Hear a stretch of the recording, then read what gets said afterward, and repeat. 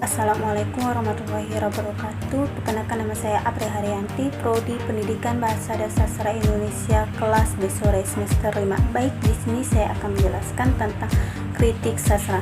Pengertian kritik sastra: istilah kritik dalam bidang apapun, termasuk kesusastraan, memiliki sejarah yang panjang.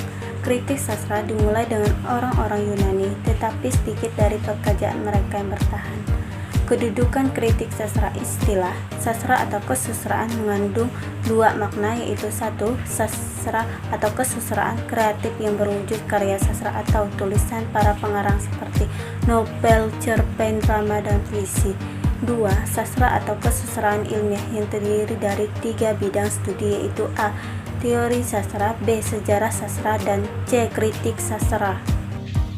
Jenis-jenis kritik sastra: 1. Inspiratif, yaitu kritik yang menekankan proses karya sastra mempengaruhi kritikus.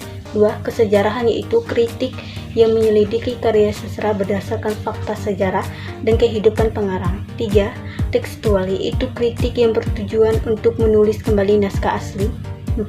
Formal, yaitu kritik yang menganalisis karakteristik di mana karya sastra dapat dimasukkan. 4. Yudisial, yaitu kritik yang dilandaskan aturan yang sudah disepakati.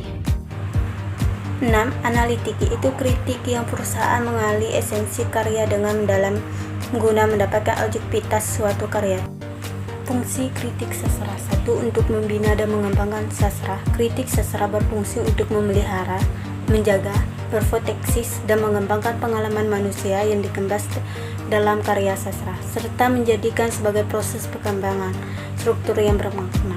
2. Untuk membina dan mengapresiasi kebudayaan. Kritik sastra berfungsi untuk melestarikan kebudayaan dengan berbagai alternatif yang digunakan. 3.